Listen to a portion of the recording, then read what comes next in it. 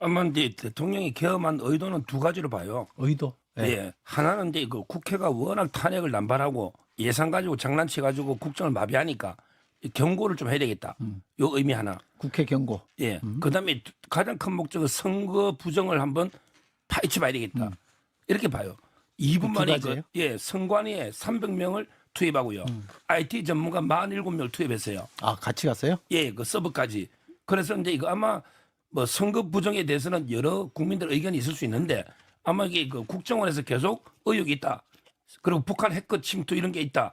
이런 이제 보도를 대통령이 직접 받다 보니까 상당히 의심을 가진 것 같아요. 그러면 대통령이 지난 총선 결과가 선거 부정이라고 보시는 거예요? 총선 이전부터 대선도? 뿌리 있게, 예, 대선도?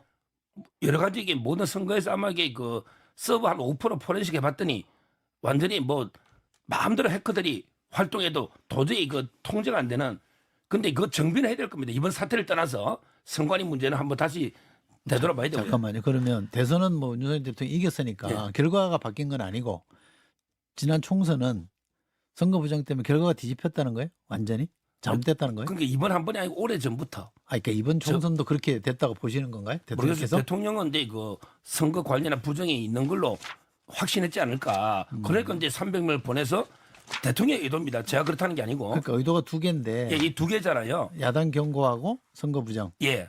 그 두 가지 이유가 계엄령의 이유가 됩니까? 지금 계엄 이제 사유가 돼요? 저는요. 법에 계엄 사유 정해져 있잖아. 그러니까 저는요. 예. 제가 아마 이게 옆에 있었으면요. 목숨 걸고 막았을 거예요. 목숨 걸고. 예. 제가 이때 뭐 어떻게 뭐 양복을 찢어버리더라도 못하도록 저는 막았을 거예요. 왜? 일단 이게 요건도 다툼이 있지만 실현 가능성이 없잖아요. 예. 성공 가능성이 없잖아요. 네. 그럼 이게 막았을 거예요. 따라서 이게 저는 요건에는 해당 안 될 수 있다고 봐요. 그게 지금 말씀하신 대로. 근데 그렇다 해서 이게 그 내란과 탄핵 사유는 저는 아니라 봐요. 왜냐하면 이게 내란이라는 게 제가 좀 전에 이야기했잖아요. 이석기 판례 보면 이석기 이분이 내란 예비 무죄 받았거든요. 왜 무죄냐? 내라는 게 그 목적, 국헌문란 목적도 있어야 되지만 문제는 실질적인 위험성과 실현 가능성이 있어야 돼요. 그게 없다는 거죠. 몇 명이 막 폭탄 던지고 사제 폭탄 만들고 해도 이게 실질적으로 안 되잖아요. 군사력을 동원했는데. 근데 280명으로 국회 몇 명 있습니까? 국회의원 한 명이 보좌관이 9명이에요. 그게 전부가 아니죠. 그리고 총칼이 있잖아. 총은 이게 대통령이 장갑차도 있잖아요. 대통령이 총탄을 가져가지 말라고 했잖아요. 헬기가 그럼 떴잖아요. 1시간 뒤에 했고요.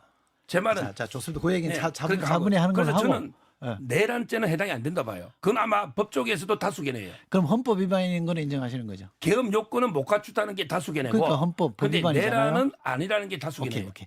자, 그러니까 그다음에 탄핵인데요. 예. 이거는 진짜 그 얘기는 좀 할 거니까. 총평이니까. 아, 좋습니다. 예, 탄핵도 저는 이게 부당하다. 이렇게 오케이, 보고요. 오케이, 마지막 부당하다. 하나 더 총평. 이재명 대표 오늘 그 선거법 고등법원 재판부가 6부로 정해졌거든요.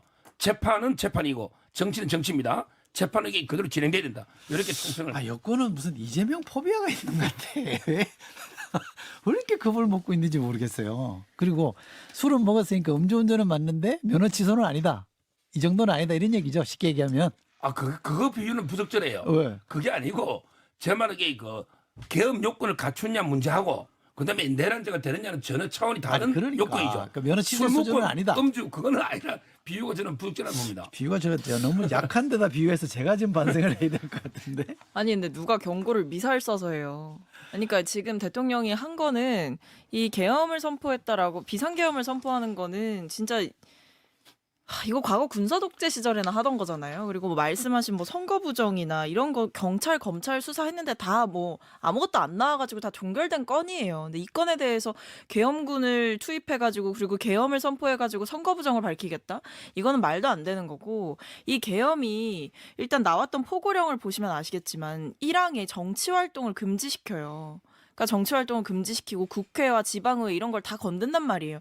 그걸 내보냈다는 것 자체, 그러니까 계엄을 선포하면서 국민의 기본권을 제한하고 출판과 언론을 검열하고 표현의 자유를 제약하고 정치 활동을 금지하고 이런 모든 일들이 이 국민의 기본권을 제약하는 일들이고 어떤 그 균형과 견제라는 이 헌법의 기본적인 원리를 침해하는 행위인데 그런 반헌법적 행위를 해놓고도 이건 죄가 안 된다, 경고성이었다, 대통령은 본인은 잘못 없다고 생각한다.